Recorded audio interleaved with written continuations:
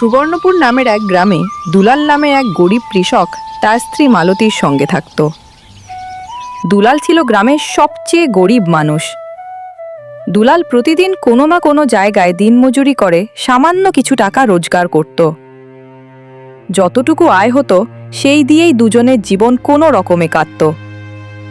দুলালের থাকার মতো ভালো ঘরও ছিল না। তার ঘর ছিল খুব পুরনো আর কাঁচা মাটির। দুলালের কাছে এতটুকু টাকাও ছিল না যাতে সে ঘরের মেরামতি করাতে পারে।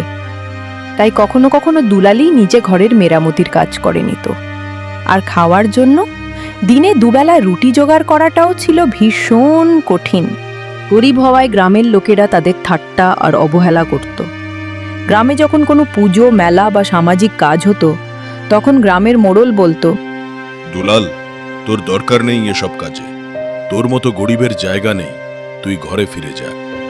কিন্তু উৎসবের আগে যখন চাঁদা তোলা হতো তখন আবার সেই মোড়লই এসে বলতো, এই দুলাল, এবার কিন্তু চাঁদার পরিমাণ একটু বেড়েছে, বুঝলি? সবাই দিচ্ছে, তোকেও এবার বেশি চাঁদা দিতে হবে। ঠিক আছে মোড়ল মশাই, আমি পুরো চাঁদা দেওয়ার চেষ্টা করব। না না, চেষ্টা করলে চলবে না। পুজোর এত বড় আয়োজন, টাকা না পেলে কি দিয়ে হবে বলো? যে নদী থেকে গ্রামের সব লোক জল নিত, সেই নদী থেকে যদি দুলালের স্ত্রী মালতী জল আনতে যেত তবে গ্রামের মহিলারা তাকে নানা কথা শোনাতো। এই কালমুখী, আবার চলে এলি জল তুলতে? ভুলেও আমাদের আগে নিজের হাঁড়িতে জল ভরতে চেষ্টা করিস না। আগে আমাদের হাঁড়ি ভরে নিতে দে, তারপর আমরা চলে গেলে তুই ভরিস। ঠিক বলেছ দি। এই মালতী, সরে দাঁড়া এখান থেকে। আগে আমরা জল নেব, বুঝলি? যত সব ভিখেরির দল। মালতী চুপচাপ মুখ বুজে সব কথা শুনত, কাউকে কিছু বলতো না। সবাই চলে যাওয়ার পর মালতী মন খারাপ করে হাঁড়িতে জল ভরে ঘরে ফিরে দুলালকে বলতো, আমাদের দোষটা কি? কেন গ্রামের লোকেরা আমাদের সঙ্গে এমন ব্যবহার করে? গরিব হওয়াটা কি অপরাধ? আমরা তো কোনোদিন কারো ক্ষতি করিনি। তখন ধীর কণ্ঠে দুলাল বলতো, আরে মালতী, তুমি চিন্তা করো না, আমি তো আছি। দেখবে একদিন এই গ্রামের লোকেরাই আমাদের সঙ্গে দেখা করার জন্য ছুটে আসবে। আজ আমি যতই খেটে খাই না কেন, আমি গরিব বলে অন্যদের মতো বেশি টাকা আয় করতে পারি না। কিন্তু তুমি দেখো মালতী, একদিন আমরাও গ্রামের সবার কাছে সম্মান পাব। দুলাল ছিল খুব পরিশ্রমী, মনটা ছিল ভীষণ ভালো ও সৎ। সে কোনোদিন কারো ক্ষতি করেনি আর কারো ক্ষতি চাইও নি। এটাই ছিল তার সবচেয়ে বড় গুণ। সে কখনো লোভ করেনি, অল্পতেই খুশি থাকতে পারত। এরকমই এক গ্রীষ্মকাল পেরিয়ে বর্ষাকাল এলো। গ্রামের চারদিক দিয়ে প্রচণ্ড ঝড় বৃষ্টি হতে লাগলো। একদিন রাতে প্রবল ঝড়ের সঙ্গে প্রবল বৃষ্টি নামলো। দুলালের ঘর কাঁচা হওয়ার কারণে সে ভয় পেতে লাগলো, যদি ঘরের চাল উড়ে যায়। দুশ্চিন্তায় দুলাল মালতীকে বলল, মালতী, বাইরে খুব ঝড় বৃষ্টি হচ্ছে আর প্রবল হাওয়া বইছে। আমার মনে হচ্ছে আমাদের ঘরের ছাদ আর বেশি সময় টিকবে না। হ্যাঁ, আমারও তাই মনে হচ্ছে। আমি বলি কি, আমাদের যে সামান্য দরকারি জিনিস আছে সেগুলো একটা বস্তায় ভরে তোমার দাদা হরিপদের বাড়ি দিয়ে আসি। হ্যাঁ হ্যাঁ, তুমি ঠিক বলছো। চলো তাড়াতাড়ি দরকারি জিনিসগুলো গুছিয়ে একটা বস্তায় ভরে নিই, তারপর দাদার বাড়ির দিকে রওনা দিই। দুলাল আর মালতী দরকারি জিনিস এক বস্তায় ভরে ঝড় বৃষ্টি সামলে দাদার বাড়ির দিকে রওনা দিল। হরিপদর ঘর ছিল পাকা, ভালোই শক্ত। তারা দরজার সামনে এসে হরিপদকে ডাকতে শুরু করলো, দাদা, ও দাদা, দরজা খোলো, আমরা খুব বিপদে পড়ে তোমার কাছে এসেছি। কিছুক্ষণ পর হরিপদ দরজা খুলল। এ ও দুলাল, তা কি হয়েছে? এত ঝড় বৃষ্টিতে এখানে কেন এসেছো? না দাদা, তুমি তো আমার ঘরের অবস্থা জানো। এই ঝড়ে আমার ঘর উড়ে যেতে বসেছে, তাই সব জিনিস নষ্ট হয়ে যাবে ভেবে কিছু জিনিস তোমার বাড়িতে রাখতে এসেছি। না না, ওই জিনিস আমি রাখতে পারবো না। আমার স্ত্রী আমাকে খুব বকবে। তুই এখন এখান থেকে যা। তোর ঘরে যেমন পারিস তেমন করে থাক। আমাকে বিরক্ত করিস না এই মাঝরাতে। এই বলে হরিপদ দরজা বন্ধ করে দিল।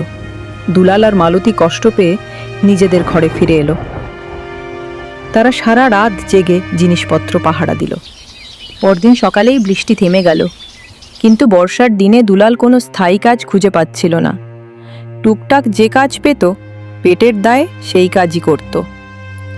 কয়েক মাস এমনভাবেই কেটে গেল। একবার গ্রামের ধনী লোকেরা এক সপ্তাহের জন্য মেলা বসালো। বড় ব্যবসায়ীরা দামি গাড়ি করে মেলায় আসতে লাগলো। তখনই এক ব্যবসায়ী গাড়ি করে আসছিল, হঠাৎ প্রবল বৃষ্টি শুরু হলো। রাস্তা কাদায় ভরে গেল আর ব্যবসায়ীর গাড়ি কাদায় আটকে গেল। সে অনেক চেষ্টা করলো, কিন্তু কোনোভাবেই গাড়ি বের হলো না। আরে ধ্যাত, এখনই কি আমার গাড়ি আটকাতে হলো, তার উপর এত বৃষ্টি। এমন সময় দুজন গ্রামবাসী সেদিক দিয়ে যাচ্ছিল। ব্যবসায়ী তাদের কাছে সাহায্য চাইল। ভাইরা, আমার গাড়ি কাদায় আটকে গেছে, একটু সাহায্য করুন না। না না, এত বৃষ্টিতে আমরা কিছু করতে পারবো না, তুমি অন্য কাউকে বলো। ব্যবসায়ী হতাশ হয়ে পড়ল, তবু সে আবার ডাকতে শুরু করলো। কেউ আছেন আশেপাশে? আমার গাড়ি কাদায় আটকে গেছে, একটু সাহায্য করুন। কিন্তু কেউ এগিয়ে এলো না। তখনই কাজ খুঁজতে খুঁজতে হতাশ হয়ে ফিরছিল দুলাল। সে ব্যবসায়ীর গাড়ি দেখে বলল, সাহেব, আমি কি আপনাকে সাহায্য করতে পারি? হ্যাঁ ভাই, আমি তো অনেকক্ষণ ধরে ডাকছি, কেউ আসছিল না। তুমি সাহায্য করলে উপকার হবে। ঠিক আছে, আমি পিছন থেকে ঠেলি, আপনি ভেতর থেকে গাড়ি চালান। কিছুক্ষণ চেষ্টা করার পর গাড়ি বেরোলো। ব্যবসায়ী গাড়ি থামিয়ে দুলালের কাছে এলো। তুমি কে ভাই? আমার নাম দুলাল, আমি বহু বছর ধরে এই গ্রামে আছি। তুমি খুব ভালো দুলাল।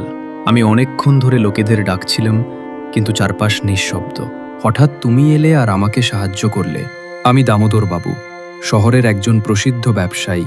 আমি আজ তোমার কাছে কৃতজ্ঞ দুলাল। বৃষ্টি থেমে গিয়েছিল। ব্যবসায়ী বলল, চলো দুলাল, তোমার বাড়ি দিয়ে একবার ঘুরে আসি। না সাহেব, আমার মতো গরিবের বাড়িতে গিয়ে আপনি কি করবেন?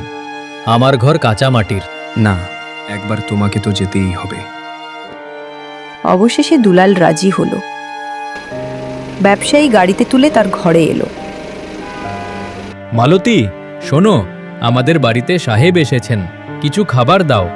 ব্যবসায়ী দুলালের ঘর দেখে মন খারাপ করলো। তুমি কি কাজ করো? সাহেব, বহুদিন ধরে কাজ খুঁজছি, কিন্তু কেউ কোনো কাজ দেয় না। মাঝে মাঝে শ্রমিকের কাজ পাই, সেই দিয়ে সংসার চালাই। এই বৃষ্টিতে সেটাও বন্ধ। এমন সময় মালতী এক টুকরো গুড় নিয়ে এলো।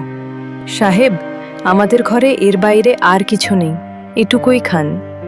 হ্যাঁ, আমি অবশ্যই খাবো। তারপর ব্যবসায়ী বলল, দুলাল, তোমাকে যদি আমি শহরে কাজ দিই, করবে? কি? সত্যি সত্যি আপনি আমাকে কাজ দেবেন? হ্যাঁ, আমি অনেক দিন ধরে খুঁজছিলাম এমন কাউকে যার ভেতরে আছে পরিশ্রম আর সততার আলো। তোমাকে দেখে মনে হচ্ছে তুমিই সেই মানুষ। আমি রাজি আছি সাহেব, কাজ যাই হোক আমি করব। কয়েকদিন পর ব্যবসায়ী আবার এলো। দুলাল, সব জিনিসপত্র তৈরি তো? চলো শহরে যাই। দুলাল আর মালতী জিনিসপত্র নিয়ে গাড়িতে উঠল। গ্রামের সবাই বিস্ময়ে তাকিয়ে রইল, এমনকি হরিপদর দাদাও দেখল। ব্যবসায়ী শহরে নিয়ে গিয়ে দুলালকে সুন্দর ঘর দিল এবং নিজস্ব ব্যবসাতে কাজ দিল। ধীরে ধীরে দুলাল ভালো টাকা রোজগার করতে লাগলো। এখন গ্রামের লোকেরা শহরে এসে দুলালের নতুন ঘর দেখতে লাগলো। যে ভাই একদিন তার জিনিস রাখতে দেয়নি, সেই ভাই এখন তাকে ভাই ভাই বলে ডাকত। পরিশ্রম আর সততার শক্তিতে দুলাল জীবনে সবকিছু অর্জন করল। একসময় সে ধনী হয়ে উঠল এবং শহরে একটি বড় ফ্ল্যাট কিনল। এরপর দুলাল ও তার পরিবার সুখে শান্তিতে নতুন জীবনের পথ চলা শুরু করলো। তো বন্ধুরা, এই ভিডিওটা যদি ভালো লেগে থাকে তাহলে লাইক, শেয়ার এবং সাবস্ক্রাইব করো। আজকের জন্য এটুকুই। আবার দেখা হবে আরও একটি নতুন ভিডিও নিয়ে। ততক্ষণ পর্যন্ত ভালো ও সুস্থ থেকো। ধন্যবাদ।